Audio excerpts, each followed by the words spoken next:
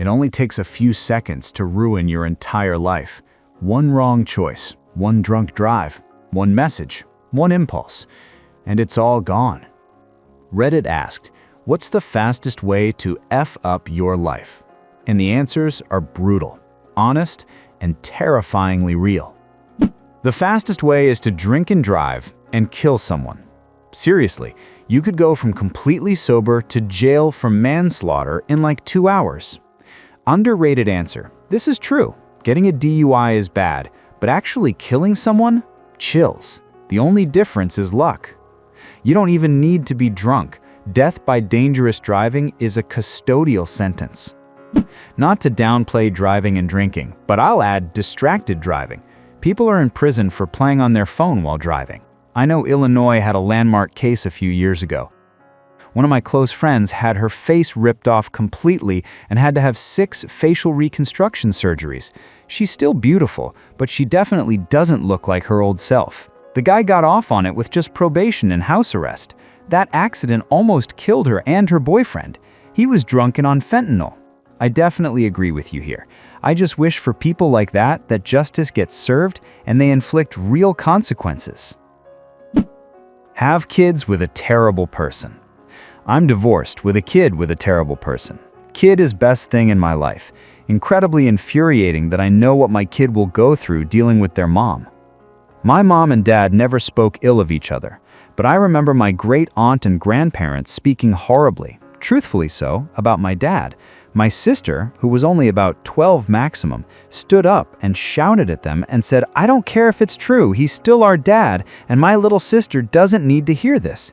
They never said anything bad again. Bless my big sister, strongest woman in the world. Same here. It's a constant battle teaching my son how to make boundaries with his mom and stick up for himself.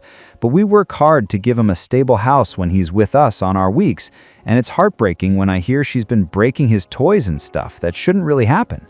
But I'm trying to give him the emotional intelligence to work through those emotions and set boundaries. It feels good to know there are others out there, and I'm lucky to have remarried an amazing woman who literally is the antithesis of my ex. Addiction. This should be at the top. Addiction makes you prioritize your addiction above everything else that matters in your life. Guaranteed way to fuck everything up.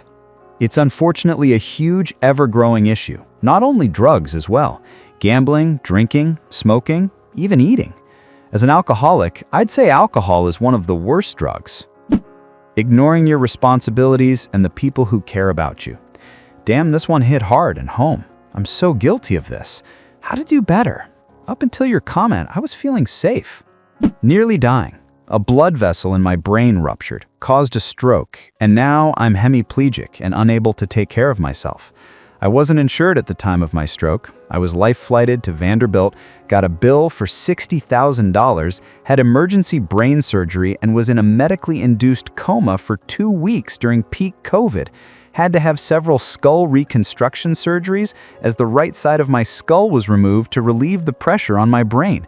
Ended up with a staph infection, racked up $500,000 in medical bills. Nearly dying. In the US, reading about medical bills as a non-US citizen is always crazy. Instead of higher taxes, I'd rather pay a much greater sum to a private insurance company in the form of premiums, deductibles, and prescription costs, and that's if they decide to approve whatever you need. These multi-billion-dollar corporations deserve my money because there's a chance my tax money might help someone I don't see as deserving. I'm not sure if I need to add the S. Have an affair. Bye-bye everything for a roll in the hay. Lust is a cruel mistress. Having an affair would require there to be 2 people on earth who are interested in me, which will never happen. Dive into shallow water and break your neck. Paralyzed from the chest down, and it sucks. As in, you are paralyzed because you dove into shallow water and broke your neck? Oh my goodness. I am horrified, and words are useless to express how deeply sympathetic I am. I won't even try. Yes, I am unfortunately. It's been 3.5 years. I'm doing okay. In America, getting a felony. A felony severely limits your ability to travel, among other things. You have one, you cannot get into Canada, for example. DUIs are seen as a felony up here, so if you have one, good luck making the wedding you got invited to if they want to travel for it. You know the wrestler Jeff Hardy? Can't tour in Canada because of DUI convictions. It's that serious. Hi guys, if you like my video, please just subscribe, drop a like and tap the bell so you won't miss the next video. I'm already working on a new one for you, so see you. Failing a suicide attempt. 6 days ago, I had a patient who put a shotgun under his chin, pulled the trigger, and was trying to talk to me on the way to the hospital while crying, which was remarkable because his vast majority of his jaw and mouth were unrecognizable, if not flat out missing. I caught up with the lead cop on it a day or two ago, who described some miracle the reconstruction surgeons pulled. It was heartening to hear, as this one's going to linger a bit, as the look in his eyes was fairly unforgettable. A local fire chief told me the guy had recently lost his wife, and it was a young teenager out for a bike ride who found him on his front porch. Living outside your means. I think this is age-based. I did a lot of stupid shit with my credit in my 20s, lost my job and eventually was evicted, car repoed, sued by credit card companies, etc.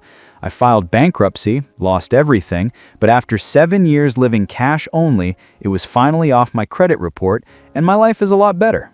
Also, living cash only taught me a lot about money, how to save, etc. Just hit 6 figures in my retirement accounts, and only debt is my mortgage, which I will pay off very early. I know there are people my age way ahead of me financially, but my life is far from ruined. Now, if you were, say, mid-40s or older and racking up debt to keep up with the Joneses, you were probably fucked. Unchecked mental illness. Your loved ones can only take so much. Fortunately, I have isolated myself completely so as to not burden my loved ones. I am very smart, and this could not possibly backfire. Hey stranger, are you me? This plan of ours is surely without any way to fail.